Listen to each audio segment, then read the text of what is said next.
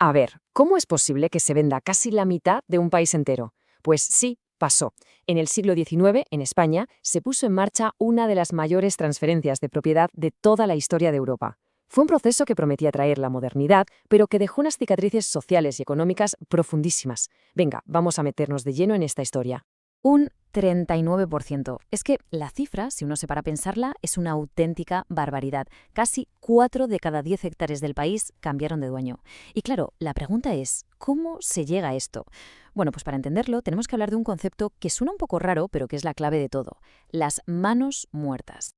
Exacto, las famosas manos muertas. Imaginemos esto, extensiones gigantescas de tierra, fincas, bosques, de todo, que pertenecían a la iglesia, a los ayuntamientos, a familias nobles, y que por ley no se podían tocar, ni vender, ni dividir, ni usar como garantía para un préstamo, nada. Estaban, como su nombre indica, muertas para el mercado. Completamente congeladas. Y claro, si no se mueven, pues ni producen toda la riqueza que podrían, ni pagan impuestos, vamos, que eran un auténtico tapón para la economía. Pues ahí lo tenemos. Ese era el gran problema de la España del antiguo régimen. Un verdadero nudo que ahogaba el potencial del país y lo mantenía, pues eso, anclado en el pasado. Y es que, a ver, en aquella época la agricultura lo era todo, era el motor de la economía. Pero, ¿qué pasa si el combustible principal de ese motor, que es la tierra, está bloqueado? Pues que no funciona. Y no es que nadie se diera cuenta, ¿eh? Pensadores de la Ilustración como el gran Jovellanos ya lo estaban diciendo a gritos. Estas manos muertas son el freno de mano de España. Todo el país estaba paralizado por este sistema. Pero claro, llegó un momento en que algo tenía que cambiar, y ese cambio vino de la mano de una ideología que llegaba pisando fuerte: el liberalismo. Y ojo, que los liberales no venían con tiritas para arreglar el sistema. No, no. Venían con una idea mucho más radical: dinamitarlo todo y empezar de cero, redefiniendo qué significaba ser propietario de algo. La idea era revolucionaria para la época. Para ellos, la propiedad privada no era algo que te venía dado por ser noble o por ser la iglesia. No, era un derecho natural de cada persona. Su lógica era bastante simple en realidad. Si la tierra se puede comprar y vender libremente, la gente con iniciativa la comprará, invertirá en ella, la hará más productiva y esa riqueza acabará beneficiando a todo el país. Y esta idea tan simple y tan potente fue la chispa que encendió la mecha de todo lo que vino después. Vale, pero ¿cómo se hace eso en la práctica? Pues aquí es donde se pone interesante, porque usaron dos herramientas distintas, que a veces se confunden.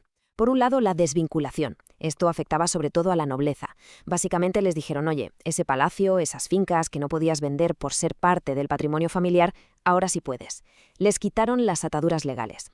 Y por otro lado, la desamortización, que es el plato fuerte. Aquí el Estado fue mucho más directo. Expropió las tierras de la iglesia y de los municipios. Dijo: ahora esto es mío, son bienes nacionales. Y las puso a la venta en subasta pública.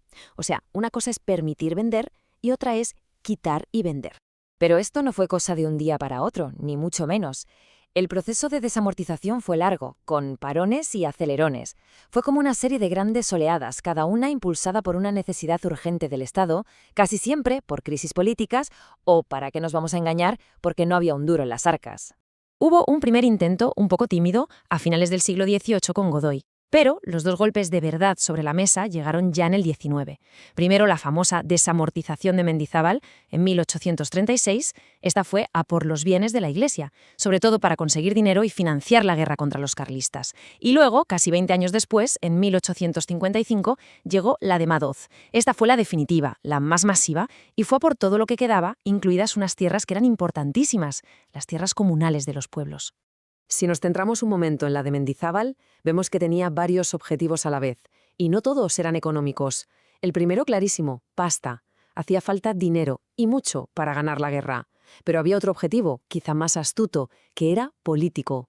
La idea era crear un nuevo grupo de terratenientes, gente con dinero que le compraran las tierras al Estado liberal. Así, esta gente le debería su nueva riqueza al sistema, y lógicamente lo defenderían. Y luego, luego estaba el objetivo social, ese que sonaba tan bien: crear una clase media de pequeños agricultores, un objetivo que, ya adelantamos, se quedó en el papel. Y aquí llegamos al punto clave para entender el drama social de todo esto: la ley de Madoz. ¿Por qué fue tan dura para la gente del campo? Pues porque se metió con los bienes comunales. A ver, imaginemos un pueblo de la época. Siempre había unas tierras, unos pastos, un bosque, que eran de todos, del común. Y la gente más humilde dependía de eso para sobrevivir. para que pastaran sus 4 cabras, para coger leña para el invierno, para plantar un huertecito. Era su colchón, su red de seguridad. Y de repente, con esta ley, todo eso se privatizó y se vendió. De un día para otro se quedaron sin nada. Porque al final, como en todas las grandes revoluciones económicas, la historia se resume en una cosa muy simple. Hubo ganadores y hubo perdedores. Y las diferencias fueron abismales. Los ganadores están clarísimos. ¿Quiénes fueron? Pues los que tenían el dinero para pujar en las subastas. La alta burguesía, los financieros de las ciudades, incluso algunos nobles que supieron jugar sus cartas, compraron auténticos latifundios, a veces a precios de risa. Y en el otro lado los perdedores. La Iglesia, por supuesto, que perdió casi todo su poder económico, pero sobre todo el gran perdedor fue el campesinado, la gente del campo. No solo no tenían dinero para comprar ni una hectárea, sino que, como hemos visto, les quitaron lo poco que tenían, el acceso a las tierras comunales. Y las consecuencias a largo plazo, fueron un desastre en muchos sentidos, incluso para los propios objetivos liberales. ¿Se quería crear una clase media de agricultores? Pues pasó todo lo contrario. Se reforzó el sistema de latifundios, de fincas gigantescas, sobre todo en el sur de España. ¿Se quería mejorar la productividad del campo? Pues tampoco. La productividad agrícola apenas subió, porque muchos de los nuevos dueños veían la tierra como una simple inversión para especular, no para modernizarla. Y por si fuera poco, hubo un daño colateral tremendo, un expolio cultural brutal, con conventos y monasterios enteros abandonados, sus bibliotecas quemadas para calentarse y sus obras de arte vendidas al mejor postor, o simplemente destrozadas. Hay una frase que lo resume a la perfección. El capital que podría haberse invertido en la industria se utilizó en cambio para comprar tierras. Es que es así de claro. Muchos expertos creen que la desamortización, lejos de modernizar España, en realidad la retrasó. ¿Por qué? Porque todo el dinero de los inversores, en vez de ir a montar fábricas, a construir ferrocarriles, a lo que estaba haciendo el resto de Europa, se fue a comprar ladrillo, a comprar campo en este caso. Y que nadie piense que esto es una simple historia del siglo XIX que se quedó ahí. Nada de eso. El legado de la desamortización ha sido larguísimo y de hecho ha moldeado la España que conocemos hoy. El panorama que quedó no fue el de un campo moderno y próspero. Al contrario, lo que tuvimos fue un campo español dividido entre unos pocos propietarios con fincas enormes y una masa gigantesca de jornaleros, gente que solo tenía sus brazos para trabajar de sol a sol por un sueldo miserable. Gente pobrísima, sin tierras y sin poder adquisitivo.